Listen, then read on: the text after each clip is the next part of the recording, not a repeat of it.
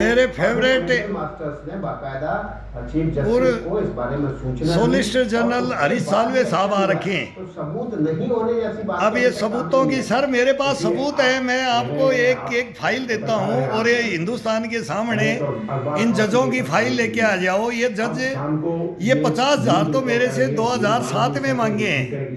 50,000 रुपए मेरे को सुपीरियर जज बोलते हैं ना, सुपीरियर जज हिंदुस्तान का बोलता है कि मैं मेरे हाथ में सबके बागडोर हाथ में रखते हैं सर। ये 50,000 मांगे सर मेरे से। मैंने इनको पजोखने के लिए 30,000 रुपए दिए हरीश साल्वे साहब। 30 में से फिर मेरे से ये माफी मांगने के लिए बोलते हैं, लिख करके देने के लिए बोलते हैं। फिर मैं इनको पकड़ लेता हूँ, अब नहीं दूंगा तुम्हारे को, अब तुम्हारे को 98 भी नहीं दूंगा, मेरे 30,000 भी वापस कर दो। ये फाइल सर मैंने कमाई है इनको भ्रष्टों को, भ्रष्टाचारियों को पकड़ने के लिए। और ये मैंने ये न्यायपालिका कार्यपालिका के अंदर ये मैं केस लेना चाहता हूँ और आप मेरे वकील बन जाओ हरीश साल्वे साहब। मैं आपको बहुत पहले से सुनता हूँ, राम जेठमलानी से लेकर के सुब्रमण्यम स्वामी से लेकर के अर्जुन निकम साहब तो बाद में आए हैं। फिर बहुत एक से एक आए हैं। चंद्रचूड़ साहब के साथ में थे तब आपको मैं देखता था, वेंकट चलैया के साथ में थे तब मैं आपको देखता था। लेकिन उसी सैनिक को इन्होंने मार दिया, इन्होंने दफन कर दिया इन भ्रष्टाचारियों ने सर। हिंदुस्तान का 1 नंबर कमांडो सर इन्होंने दफन कर दिया, इन्होंने इन भ्रष्टाचारियों ने। मैं दफन हूं सर। एक बार मेरे को जगाने के लिए आ जाओ, आप मेरा साथ दे दो। आप मेरे को कफन चाहिए बस, और कुछ नहीं चाहिए मेरे को। तो ये हिंदुस्तान देख रहा है, इनके ये कोठे पर रखे हैं सर। इनको स्विमिंग पूल चाहिए, इनको फार्म हाउस चाहिए, इनको टापू चाहिए सर। ये जज नहीं है, ये जजब करते हैं पूरी दुनिया को। ये लूटते हैं, खसोटते हैं sir. 11 number room Garg madam मेरे को 3 साल से मेरे को नाक रगड़वा रही है। तारीख पे तारीख दे रही है सर। वो सन्नी देओल का डायलॉग है सर, तारीख पे तारीख चल रही है। भग गई वो ट्रांसफर करा करके, आत्महत्या करेगी वो, मैं नहीं करूंगा सर। ये भ्रष्टाचारी हैं, ये फाइलों को नहीं देखते हैं, इनको पैसे चाहिए, इनको नोट चाहिए सर। क्या करोगे? आम आदमी मारा जाता है इस हिंदुस्तान में सर। मैं एक सैनिक को नहीं छोड़ा इन्होंने, तो ये जनता को कैसे छोड़ेंगे ये भ्रष्टाचारी? उनके घर में जो भी संस्थाएं हैं, फायर और पुलिस वाले गए तो कैश बरामद, ये आरोप है। हाँ बिल्कुल सर। ये इसमें बाइनरी आंसर है, या तो ये सच है या झूठ है, इसमें कोई एक्सप्लेनेशन का सवाल नहीं है। ये आरोप में इन्वेस्टिगेशन करने में कितना टाइम लगेगा? कितने 20 पुलिस वाले थे वहाँ आज सुबह भी।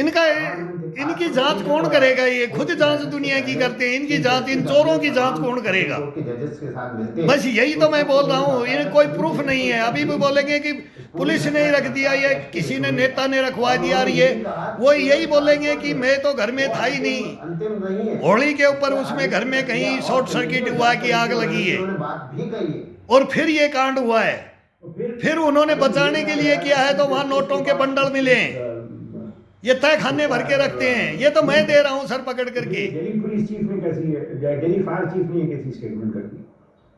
तो ये सब मामलों का इन्वेस्टिगेशन होना चाहिए और 3-4 दिन में ये इन्वेस्टिगेशन खत्म हो सकता है। होने ही नहीं देंगे सर। इन्वेस्टिगेशन तो एक बोरी भर के आगे सरका देंगे। ये जिम्मेदारी भी कोई चीज होती है। ये एक कट्टा भर के सरका देंगे, किसी को बोरी भर के सरका देंगे, किसी को बुखारी भर देंगे, फिर भी कम नहीं पड़ेंगे इनके पास। चीफ जस्टिस ये गाड़ियां भर करके दे देंगे, या फिर वो मीडिया में आके बता इतने नोट लेते हैं ये, इतना भ्रष्टाचार है हिंदुस्तान के अंदर, गदर मचा रखा है सर। यही बात फिर तब मैं आज पार्लियामेंट में मैं सुन रहा था, गृह मंत्री भारत सरकार को सुन रहा था, ये दिल्ली पुलिस के ये इनके ऊपर ब्लेम लगा रही। मैं दिल्ली पुलिस के ऊपर लगा रहा हूं कि मेरे को 75 लाख की रिश्वत मांग रहे Delhi police. 75 lakh Patiala house court के अंदर मांगा जा रहा है मेरे से। ये ताजिब हो गया। सेना के अंदर 50,000, वो जज, वो ब्रिगेडियर, वो 50,000 मांगते हैं, कहीं 20,000 मांगते हैं, प्रमोशन के लिए पैसे मांगते हैं। ये खबर फैलने नौकरी को करना है तो इतना दे दो, नहीं करना है तो इतना दे दो, नहीं तो मार दिए जाओगे, काट दिए जाओगे। उसके अंदर में जिंदा सही सैनिक बना रखा है इन्होंने। ये हिंदुस्तान, अब इसके अंदर लोकतंत्र और संविधान नहीं है, कार्यपालिका न्यायपालिका नहीं है सर। उसका भुक्तभोगी बैठा हूं मैं, फिर से करना चाहिए। भुक्तभोगी बैठा हूं, विद प्रूफ मैं आऊंगा, बगैर प्रूफ नहीं आऊंगा सर। मैंने प्रूफ, मैंने हत्याएं करवाई हैं इनसे, झुका नहीं, इनके सामने झुका नहीं मैं, और झुकूंगा भी नहीं। लड़ूंगा, आत्महत्या नहीं करूंगा। ये आत्महत्या करवाना चाहते हैं, अब मर रहे हैं सर, मर रहे हैं, आत्महत्या कर रहे हैं, जवान आत्महत्या कर रहे हैं। आज जुडिशरी की जो अब क्या होगा, रेपुटेशन है, आज शाम को 7:30 बजे इतनी खराब कभी नहीं हुई ये खबर के पहले। अब ये खबर अगर झूठ है तो बहुत संगीन मामला है, और ये खबर अगर सच है तो भी बहुत संगीन मामला है। जी, एक आखिरी सवाल आपसे लेंगे।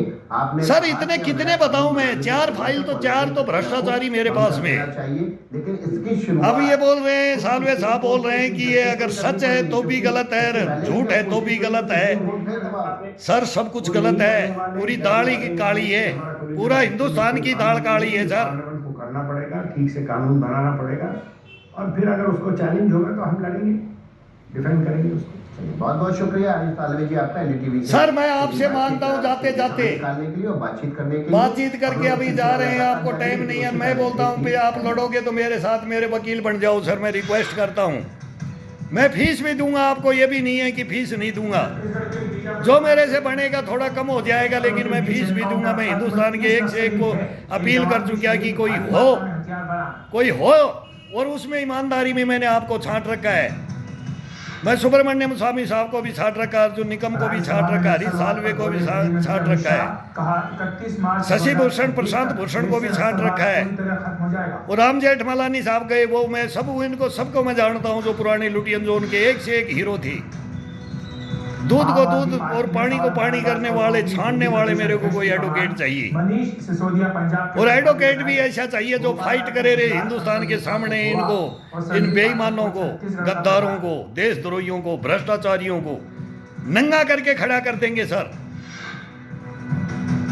ये मैं आपसे ये बेनती है मेरी। कैश मिलने के बाद एक्शन में सुप्रीम कोर्ट जस्टिस वर्मा के खिलाफ होना चाहिए, सुप्रीम कोर्ट चीफ जस्टिस साहब को अब सख्त कदम उठाने चाहिए, हमारे जैसों को पेश करना चाहिए चीफ जस्टिस साहब को। मैं अंतिम कदम नहीं,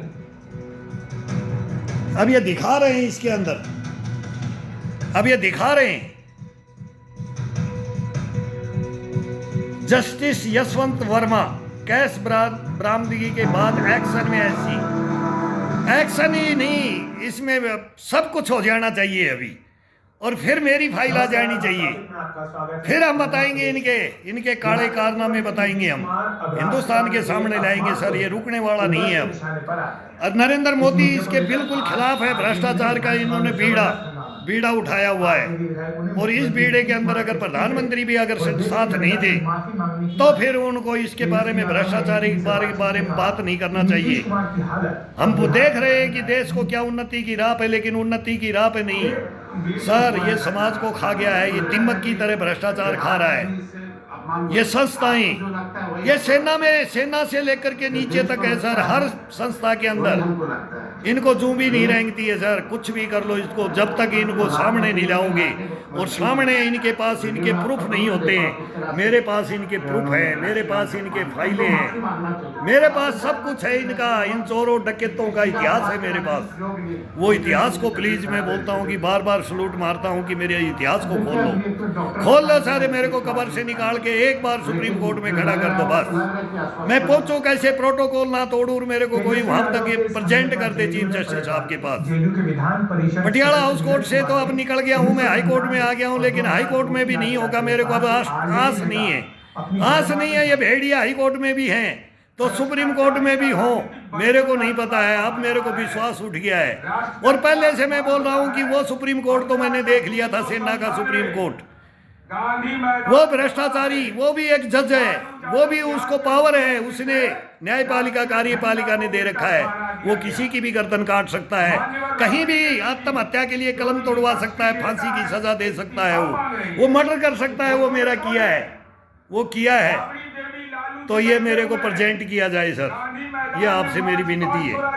विनती है इस देश की संस्थाओं से, राष्ट्रपति से, प्रधानमंत्री से, गृह मंत्री से, रक्षा मंत्री से, चीफ जस्टिस से, सबसे मेरी विनती है।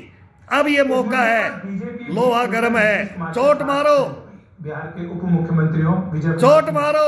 और सम्राट चौधरी 100 सुनार की एक लोहार की, इस लोहार को ले आओ एक दफा, हिंदुस्तान के सामने इस लोहार को खड़ा कर लो, एक दफा इस लोहार को खड़ा कर लो। वो चोट मारूंगा, इनकी नानी याद नहीं आ जाए, इनकी नानी याद दिला दूंगा सर। एक बार मेरी एक फाइलें खोल दो, मैं बोलता हूँ SIT, ED, CBI, 4 जांच आयोग मांग रहा हूँ। 4 साल होगी मेरे को जांच आयोग मांगते हुए। दे दो सर, दे दो। बहुत जबरदस्त मौका है, ये मौका है, मत चुको इसको।